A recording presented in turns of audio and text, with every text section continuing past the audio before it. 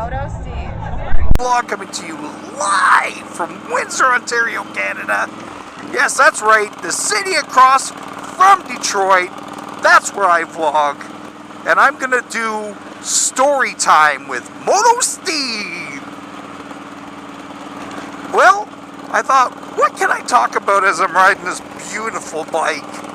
And I thought, why not talk about how I got into motorcycles? That would be a great story. Anyways, when I was a kid, I was probably about 5 or 6. My parents had been split up for a while, and my dad bought me and my brothers a mini bike. And we had that mini bike probably for about 2 years before she broke down, but we rode that thing. I was little, I was only allowed to sit on the front, and my dad whipped me around, but I just absolutely fell in love riding around in that mini bike. Wasn't anything special, just a little mini bike.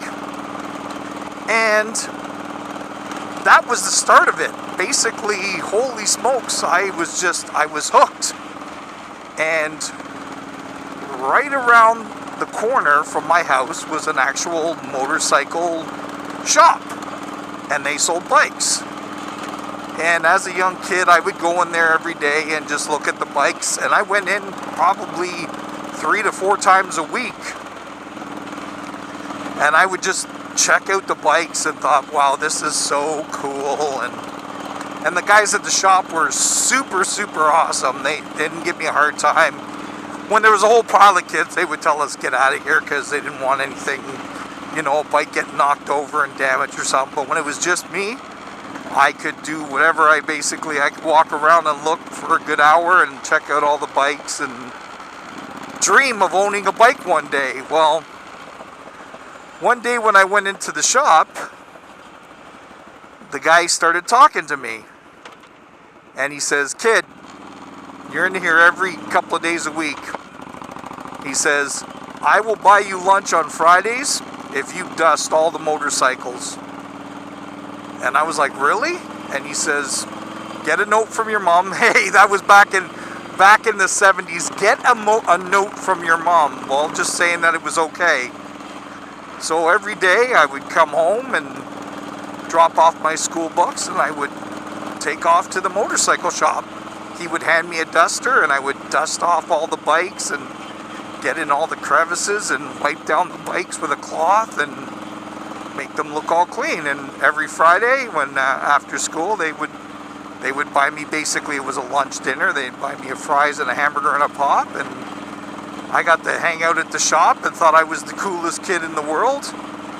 And I want to thank those guys, because they could have been total dicks and told me just to leave the shop. And I mean, I was a kid, I would have been polite, I would have just left. But no, they saw that I really loved motorcycles. Well, years later, when I was 18, I wanted to get my first car. But living in Toronto, Canada, insurance for me was just absolutely outrageous. And my parents, they couldn't help me out. So I thought, well, why don't I ask them if I could get a motorcycle? I still lived under their roof, their rules. I know I was adult, but I respected my parents. So I went to my mom and said, I can't afford car insurance, but what happens if I was unable to buy my own bike and afford my own bike insurance? And she was dead against it. No way in hell. Now I live in a house of 6 brothers, 2 stepbrothers and 4 from my mom, and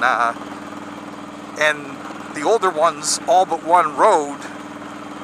And my one brother, who liked the devil's cabbage, got high one night, jumped on his bike and crashed it, and it was a pretty big crash, and messed up a guy's van, and had one of those murals painted on the side of the van, and he scraped up the whole side of the van, and it was very expensive for him. And my mom was dead against me getting a bike.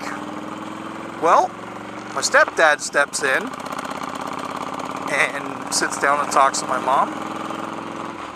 And after a little while, he comes out and gives me the nod. Now, kudos to the old boy. The old boy actually got my mom to say, okay, you know what, you can buy a bike, you can get yourself a really good helmet to protect your head, and you can buy a motorcycle and afford the insurance, then you can ride. And that's where it all started. I got my first motorcycle, which was a 1984 500 Interceptor Honda. Loved that bike, put mega kilometers on it. Loved it to death. But yeah, if it wasn't for the old boy, talking my mom into it. Now the old boy, he actually rode motorcycles in Ireland. And cool true story is they had some pictures, and a motorcycle magazine out in British Columbia heard about my dad and actually did a full coverage story about him riding bikes in Ireland, which was pretty cool. And my brother actually has the magazine. I don't have a copy of it. I'd love to get a copy of it, but I don't have a copy of it. But yeah, the old boy had a full write-up in a motorcycle magazine. How many people could say they've done that? Pretty cool. But anyways, kudos goes out to the old boy for talking my mom into riding motorcycles when I was 18 years old. And here I am, 34 years later, still riding bike, loving it. And it all goes out to the old boy. So thank you, Dad. I appreciate everything you did for me, because, I think eventually I would have got a bike, but at 18 it made me enjoy it that much more. Anyways, guys, that's my story. Thanks for coming out and checking me out. Hit the subscribe button, hit the like button, hit the dislike button. Leave a comment down below. I always reply to comments. And once again, guys, you're you, I'm me. I love you guys. I'm Motosteve, and I'm out.